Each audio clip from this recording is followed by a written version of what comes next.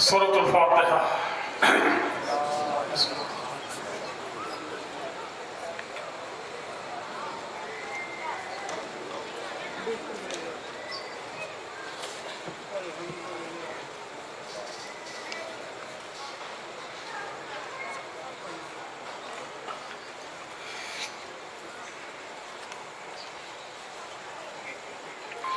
ماشاء اللہ لا حول ولا قوة الا باللہ العلی العظیم۔ اعوذ باللہ السمیع العلیم من الشیطان اللعین الرجیم۔ بسم اللہ الرحمن الرحیم۔ الحمد للہ الذی ہدانا لہذا وما كنا لنہتدی لولا ان ہدانا اللہ۔ لقد جاءت رسل ربنا بالحق ثم الصلاة والسلام والتحية والإكرام على سيد أصل ما في الوجود ونقطة دائرة الوجود وصاحب لواء الحمد والمقام المحمود حبيبنا وطبيب قلوبنا وشفيع ذنوبنا أبي القاسم محمد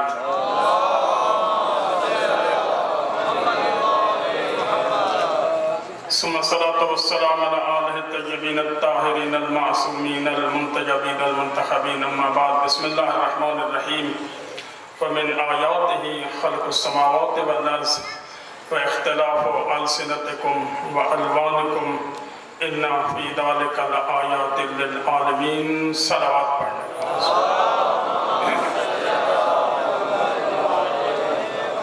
جو حاضرین اس مجلس اعلیٰ میں شریک ہیں ان کے نیک مقاصد کی برابری کے لیے صلوات۔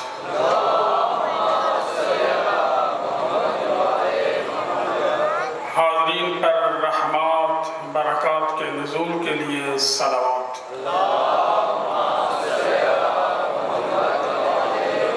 امام زمانہ کی ذات پر صلوات پڑھنے۔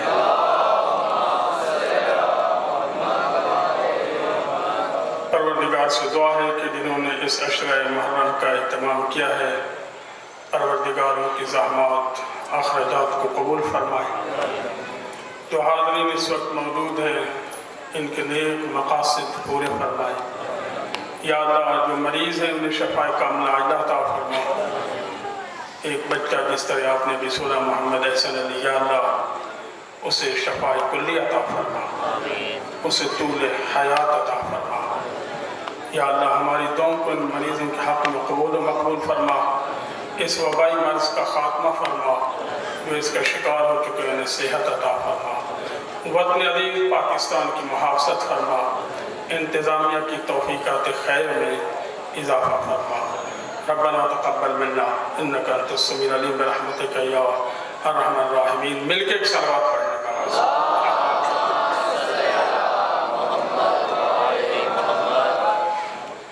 عزیزان محترم، سورہ روم آیت نمبر 22 کی میں نے تلاوت کرنے کا شرف حاصل کیا ہے، جس میں خالق کائنات ارشاد فرما رہا ہے وَمِنْ آیَاتِهِ خَلْقُ السَّمَاوَاتِ وَالْأَرْضِ۔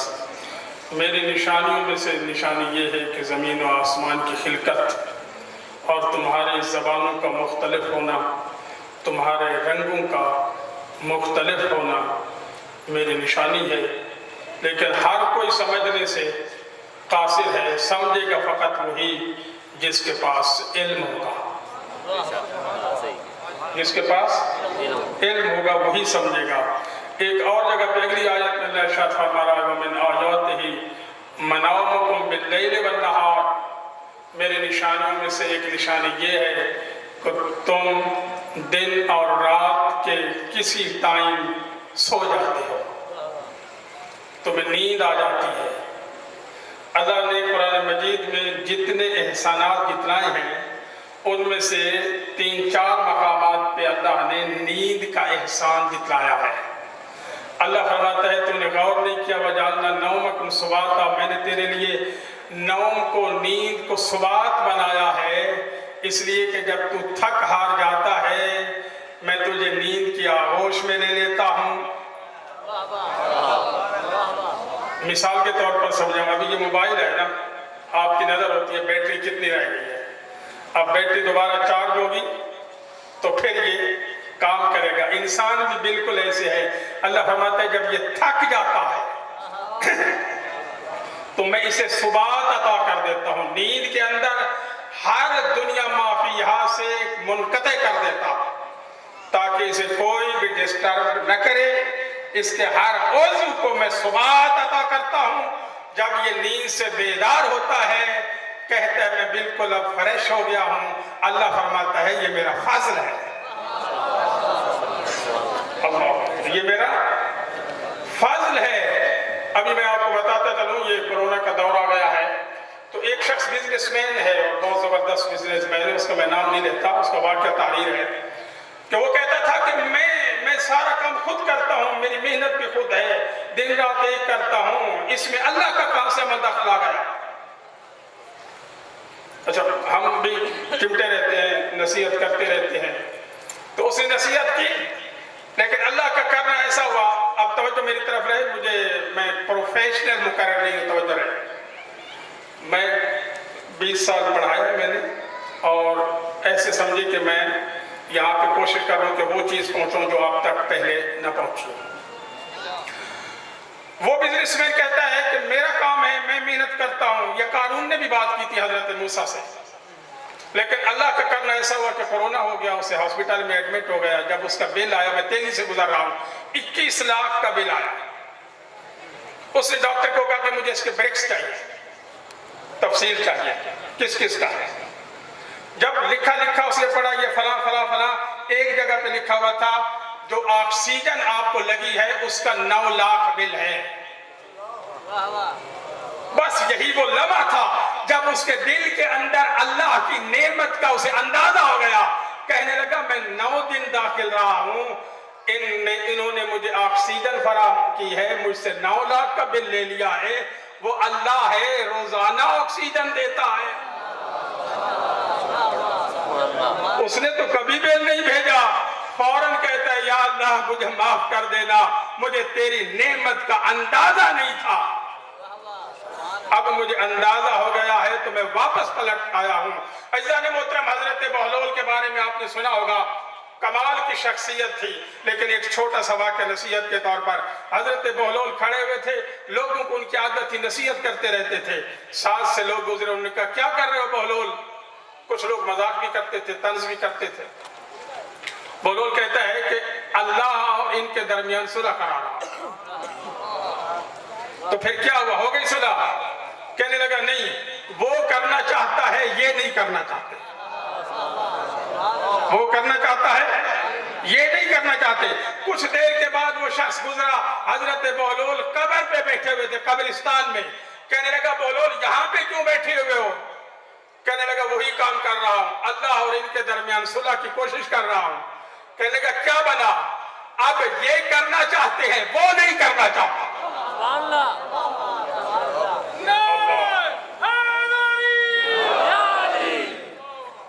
نصیحت کے لیے اگر کوئی سمجھے شخص، عزیزان محترم کیا کمال کا جملہ دیا حضرت بہلول نے۔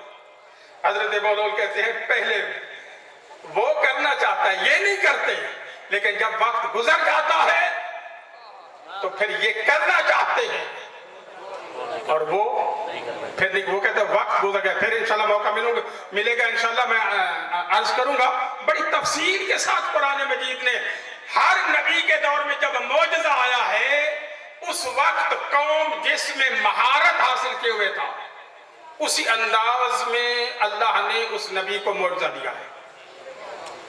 حضرت موسیٰ کے دور میں جادو رول پہ تھا، وہ ہر بچہ، گھر، عورت، مرد جادو پہ چلتے تھے، جادو کرتے تھے۔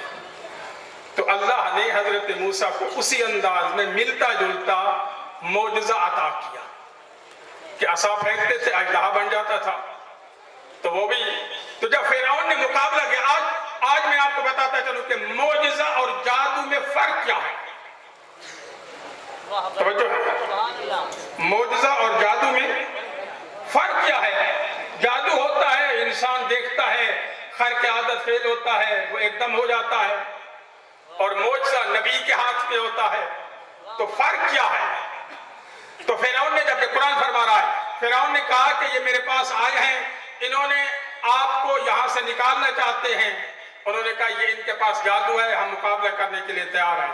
फिरौन ने कहा सबको बुलाओ जो जादू में माहिर हैं। हजरत मूसा पहुंच गए, हजरत हारून साथ थे, सारे जादूगर सारे बैठे हुए थे। हजरत मूसा ने कहा कि तुम अपना जादू जाहिर करो, अपना फन का मुजाहिरा करो। सब ने रस्सियां फेंकी, तो जो मेरी तरफ रहे, सब ने जब रस्सियां फेंकी, सांप बनकर दौड़ने लगी। अब हजरत मूसा दिल के अंदर घबरा गए, ये कुरान कह रहा है, हजरत मूसा घबरा गए कि मेरा भी तो अजदहा है, वो जरा बड़ा होगा, तो ये छोटियां हैं मसलन, तो ये मसले का हल कौन करेगा, नतीजा क्या निकलेगा, फैसला क्या होगा। अल्लाह ने आवाज दी, ला तखफ मूसा, मूसा घबराने की जरूरत नहीं है, जरा असा फेंकना। जो ही हजरत मूसा ने असा फेंका, एकदम अजदहा की शक्ल बना और फिर उसने ऐसा फेल अंजाम दिया कि सब सांप जो हरकत कर रहे थे उनको निगलना शुरू किया। जब ये मंजर देखा जादूगरों ने फौरन सजदे में गिर के कहने लगे, आमन्ना बिरब्बे मूसा व हारून, हम मूसा और हारून के रब पे ईमान ले आए हैं। फिरौन ने कहा मेरी इजाजत के बगैर तुम ईमान क्यों ले आए हो, ये भी तो जादू है। कहने लगे तुम्हें पता नहीं है, जादू हकीकत में नहीं बदलता, मुआजिज़ा हकीकत में बदलता है।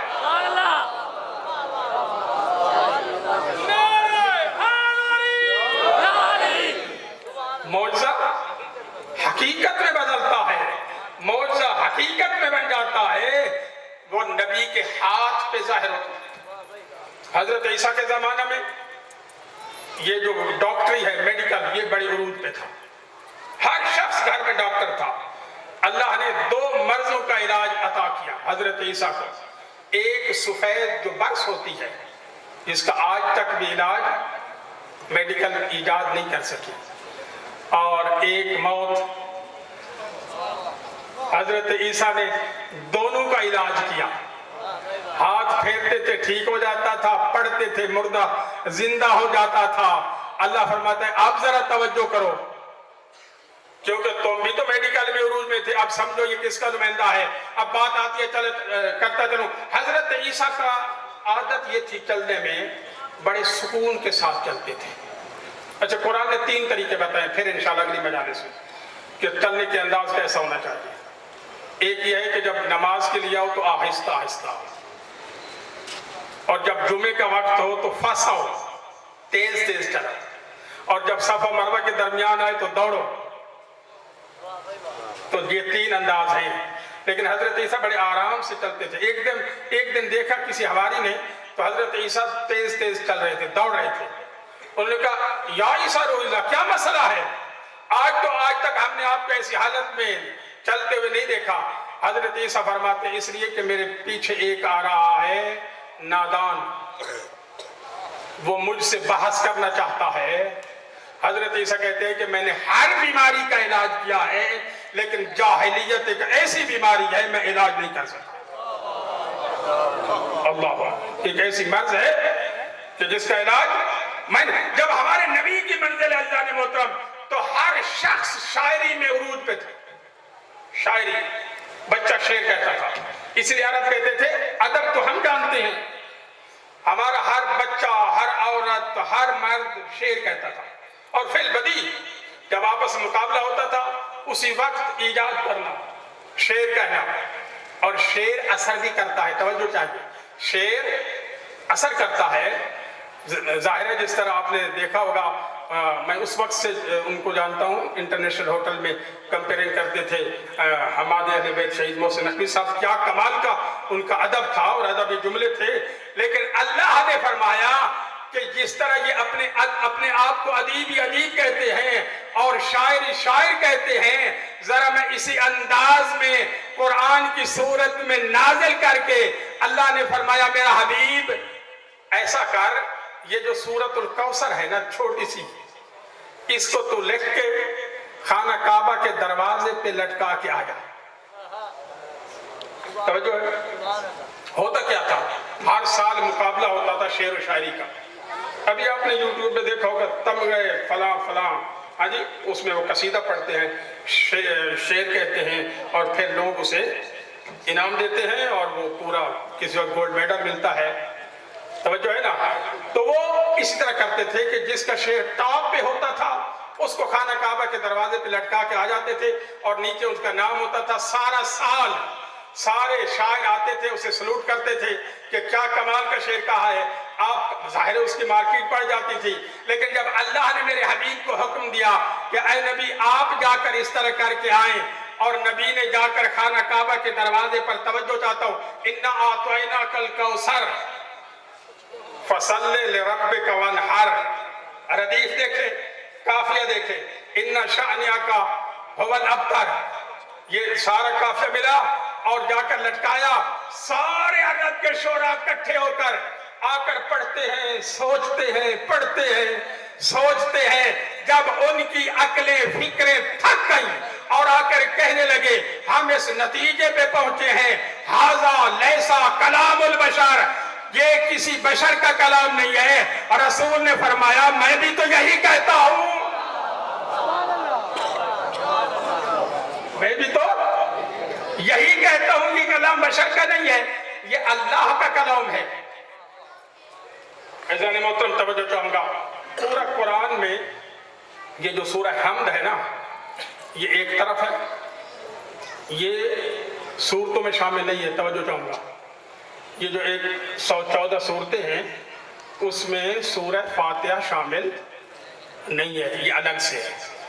لیکن اللہ فرما رہا ہے پورا قرآن ایک طرف اور سورہ حمد ایک طرف. حضور فرماتے ہیں اگر کوئی شخص کسی مردے پہ 70 مرتبہ اسے پڑھ کے دم کر کے پانی پلایا جائے، اگر وہ زندہ ہو جائے تو حیران ہونے کی کوشش نہیں کرنی چاہیے.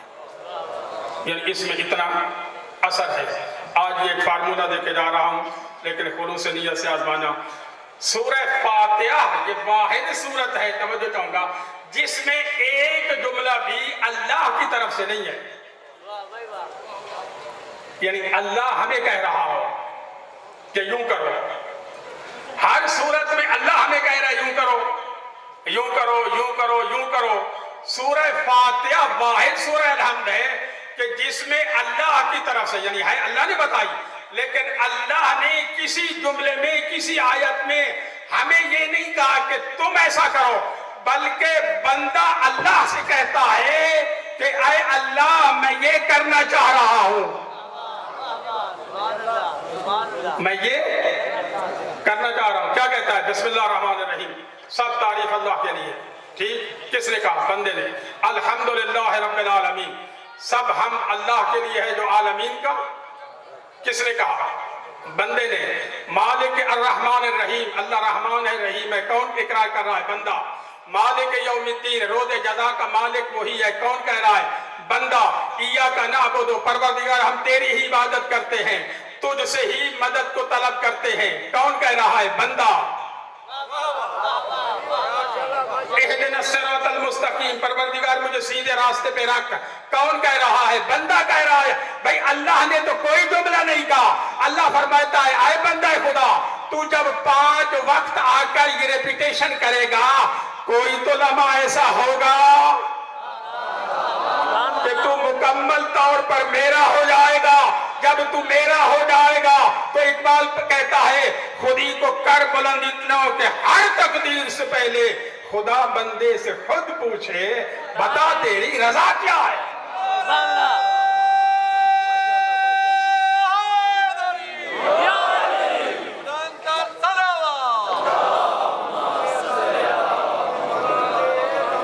یعنی سورہ الحمد کا اچھا کوئی بھی نماز، توجہ چاہوں گا، چاہے وہ نماز آیات ہو، نماز نوافلہ ہو، کوئی بھی ہو، لا صلاۃ الا بفاتحۃ الکتاب، کوئی نماز نہیں ہو سکتی جب تک سورہ فاتحہ اس میں نہ پڑھی جائے. لیکن ہے کیا؟ بندہ اللہ سے کہہ رہا ہے پروردگار مجھے یہ عطا کر. مل کے صلوات پڑھ لیں بابا سے.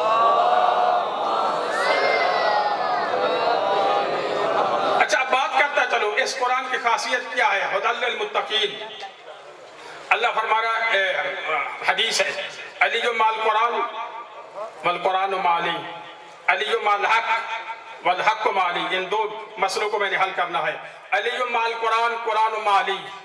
اچھا جو قرآن کی خاصیت ہے وہی علی کی خاصیت ہے، اور جو علی کی خاصیت ہے وہی قرآن کی خاصیت ہے۔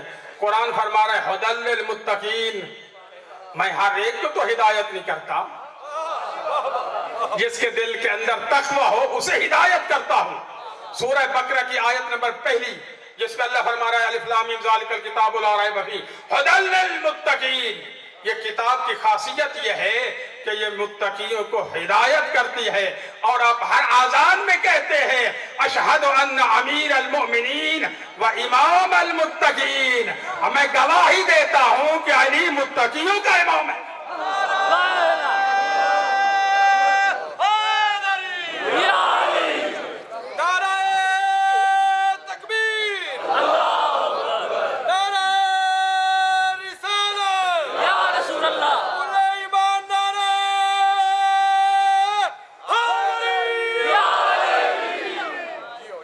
طیب اللہ انفاسکم۔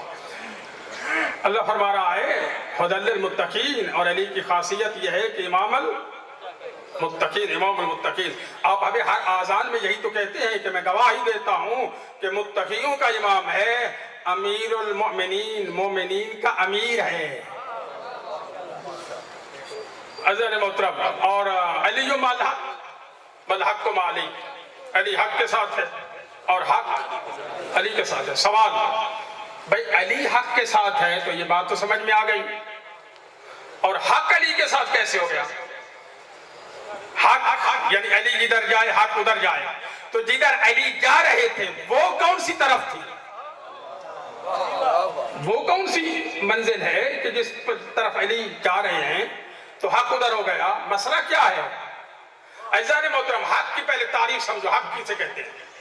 حق آپ کہتے ہیں یہ حق بات ہے۔ مثلا آپ کسی واقعے کے بارے میں خبر دیتے ہیں، اور واقعے کی جو خبر ہے آپ نے جا کر دیکھا، اسی کے مطابق خبر کے مطابق واقعہ تھا، آپ کہتے ہیں کہ تو نے حق کہا ہے۔ یہ بالکل حق بات ہے، انہوں نے یہ بات کی ہے اور وہ مثلا ریکارڈ ہو جائے، کہتے ہیں حق ہے، یعنی جو واقعہ جو خبر تھی وہ واقعے کے مطابق ہو، فلاں بندہ مارا گیا ہے، خدا نخواستہ مارا گیا، حق ہے، تو پتہ چلا کہ حق اسے کہتے ہیں جو خبر واقعے کے مطابق ہو۔ ہم قرآن کی طرف چلتے ہیں۔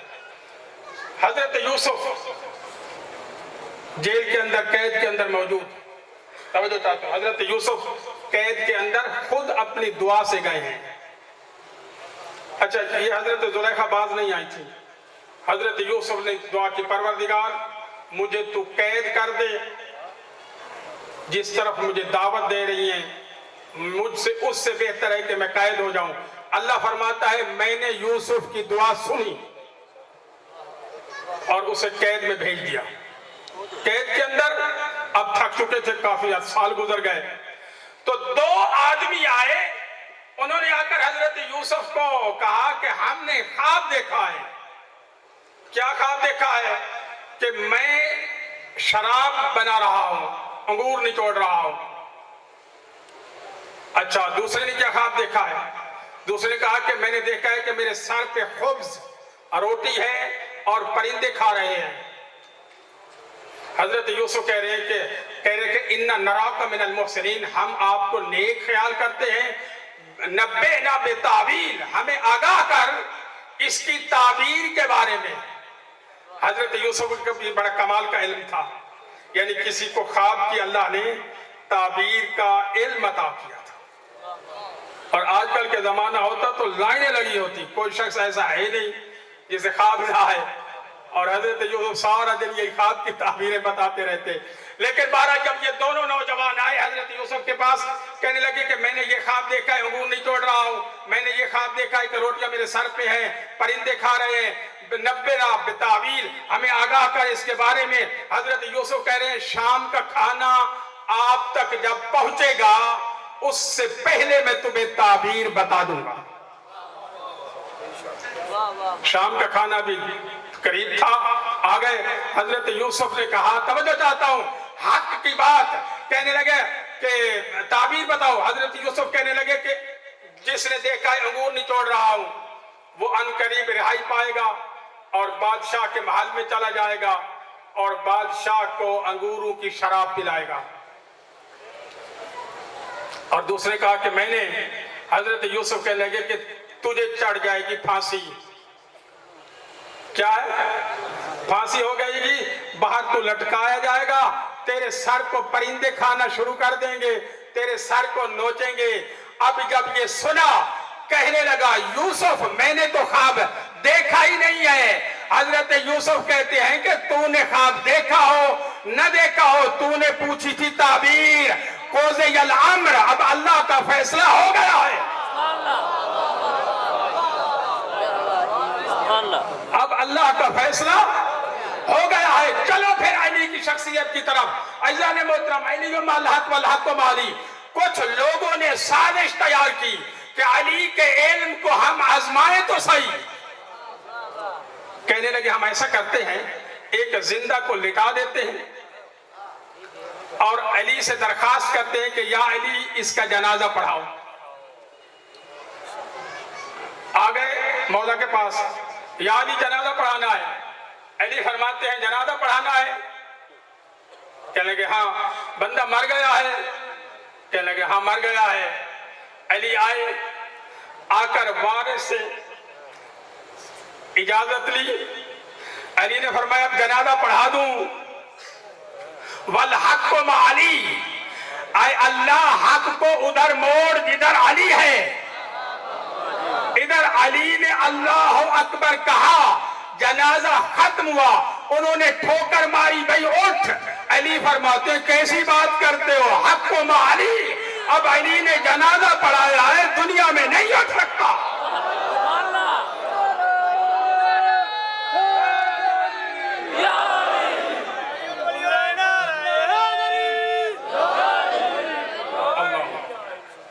والحق مع علی، علی حق کے ساتھ ہے، حق علی کے ساتھ ہے۔ یا اللہ، حضور دعا فرما رہے ہیں یا اللہ حق کو ادھر پھیر جدھر علی جائے، یعنی واقعہ خبر کے مطابق ہوتا جائے، جو جو علی بات کرتے چلے۔ صلوات پڑھ لیں بابا سے بلند۔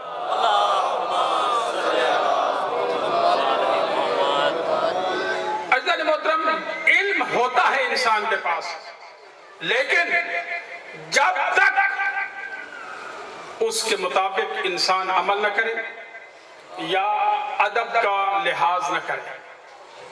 توجہ چاہوں گا، ادب۔ اچھا، قرآن نے، آپ نے اگر مطالعہ کیا ہوتا تو قرآن نے ہر طریقے کے ساتھ انسان کی تربیت کی ہے۔ حتیٰ کہ مہمان گھر میں آئے تو اس کے بارے میں بھی قرآن نے بتایا کہ کرنا کیا ہے، اور مہمان کو بھی بتایا ہے کہ تم نے کتنی دیر بیٹھنا ہے۔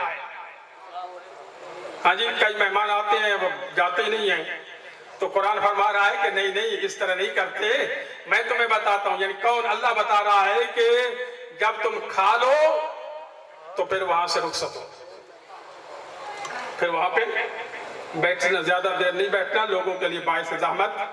یعنی قرآن کتنے چھوٹے سے مسئلے کو بھی بتا رہا ہے، اور اللہ فرما رہا ہے پہلے بات سنو، کس کس کا ادب کیسے کرنا ہے میں خود بتاؤں گا۔ اللہ فرماتا ہے پہلے تو میرا ادب کرنا سیکھو، جب تک تم میرا ادب کرنا نہیں سیکھو گے تمہیں میری معرفت حاصل کیسے ہوگی۔ اللہ فرماتا ہے پہلا ادب میرا یہ کرو، لا تشرک باللہ، میرا کسی کو شریک مت بناؤ۔ اللہ اکبر، میرا کسی کو شریک مت بناؤ۔ عزیزان محترم، یہ بھی ایک نفسیاتی مسئلہ ہے۔ اگر آپ مثلا ایک بہت بڑے افیسر کو بٹھائیں اور ساتھ ایک اور چھوٹے سے بچے کو بٹھا دیں تو آپ فرماتے ہیں کہ آپ ادب نہیں کر رہے، آپ انسلٹ کر رہے ہیں۔ تو اللہ فرماتا ہے میرا ادب یہ ہے، لا تشرک باللہ، میرا کسی کو شریک نہ بناؤ، میں تو کسی سے مشورہ نہیں لیتا۔ اللہ اکبر، میں کسی سے مشورہ نہیں لیتا۔ اسی پہ بات کروں گا قرآن آیات کے حوالے سے۔ 2 مجالس کے بعد آپ سے گزارش ہے کہ آپ یہاں پہ موجود رہیں کہ کس کس نبی نے اللہ سے درخواست کی اور اللہ نے کس انداز میں اسے ریجیکٹ کیا۔ توجہ ہے؟ اللہ فرماتا ہے لا تشرک باللہ. اللہ فرماتا ہے قرآن کا بھی ادب کرو. قرآن کا ادب کرنا سیکھو گے تو گھر میں رحمت ہوگی, گھر میں برکت ہوگی. عزیزان محترم, آج کل بات آ رہی ہے جادو کا بڑا زور ہے. چھوٹا سا مسئلہ گھر میں آ جائے فوراً بیوی میاں کو کہتی ہے بس ہمارے اوپر جادو ہو گیا ہے. مجھے بھی فون آتے ہیں مولوی صاحب جادو ہو گئے, جادو کا مسئلہ. بھائی جادو کا مسئلہ اللہ نے قرآن میں حل کر کے دیا ہے.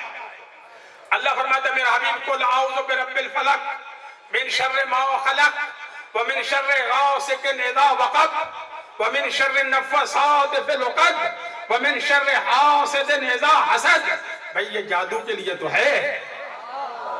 اللہ فرماتا ہے میرا حبیب یہ لوگ تجھ سے جادو کریں گے تو آجا میری پناہ میں. قل اعوذ برب الفلق, یہ سورت کی تلاوت فرما. ٹھیک ہے, تو گھر میں یہ پڑھو نا, جادو کیسے اثر ہوگا. اللہ فرماتا ہے پہلے قرآن کا ادب کرنا سیکھو. وَإِذَا قُرِئَ الْقُرْآنُ فَاسْتَمِعُوا لَهُ وَأَنصِتُوا لَعَلَّكُمْ تُرْحَمُونَ. میرا حبیب ان لوگوں سے کہہ دو کہ قرآن مجید کا ادب کیا ہے. جب قرآن مجید کی تلاوت ہو اللہ فرما رہا ہے پہلا کام یہ کرنا ہے فَاسْتَمِعُوا لَهُ, پورے کانوں کی توجہ قرآن کی طرف ہونی چاہیے. وَأَنصِتُوا, اور تم سب کے سب خاموش ہو جایا کرو.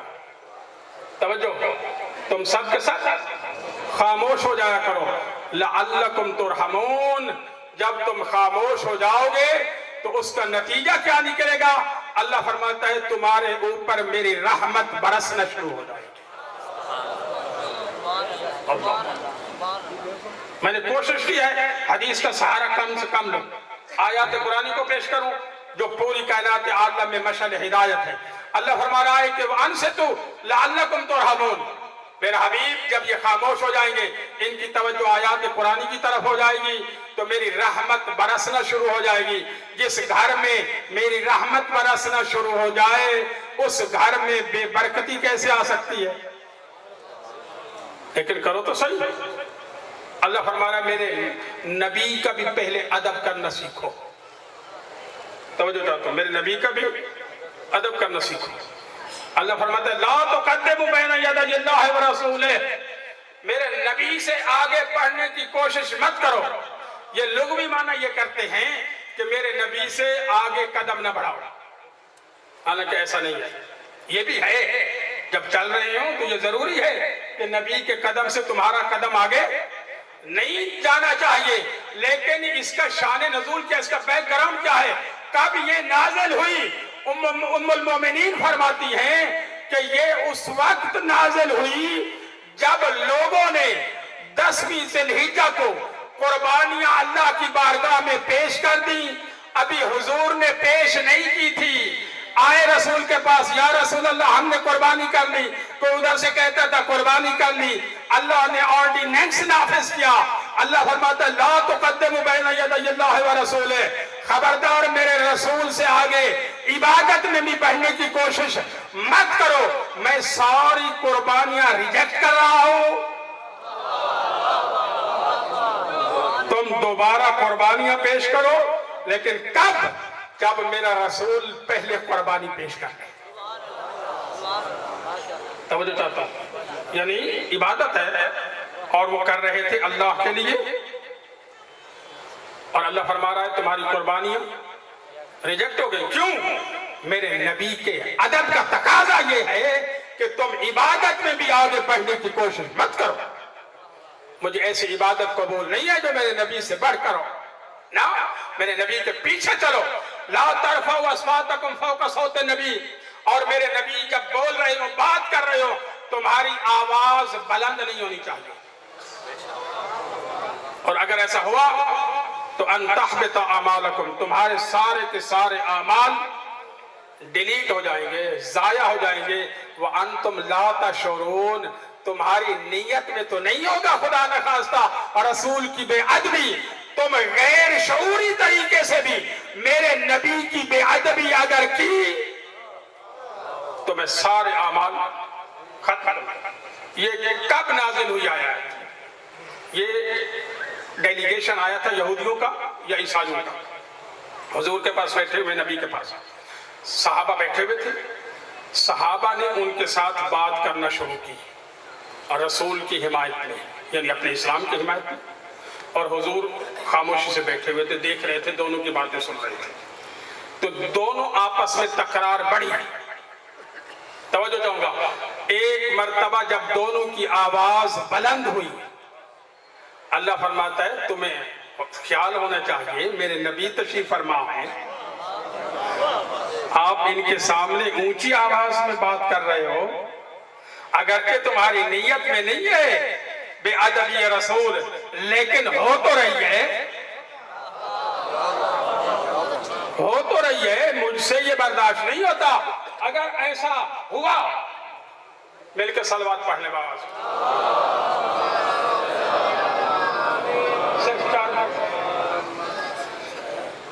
میں بھی عرض کر رہا تھا کیا کمال کے وہ حماد اہل بیت شہید محسن نقوی صاحب، میں ان کے شعر شاید مجھے ڈھیر سارے یاد ہیں، اگر کبھی موقع ملا تو کیا ادب کے شاہکار تھے، کریشن آف لٹریسی، اردو کے کمال تھا۔ لیکن اللہ فرماتا ہے میرے قرآن کے جو آیات میں ادب ہے نا، یہ شاعری سے بہت زیادہ ہے۔ اچھا، اللہ فرما رہا ہے کہ میرے رسول کے سامنے جب تم آواز کو اونچی کرو گے، تمہاری نیت میں بے ادبی نہیں ہوگی، لیکن میں تمہارے سارے اعمال ڈیلیٹ کر دوں گا، ختم کر دوں گا۔ وَأَنْتُمْ لَا تَشْعُرُونَ، تمہیں تو شعور ہی نہیں تھا کہ ہم کر رہے تھے بے ادبی، لیکن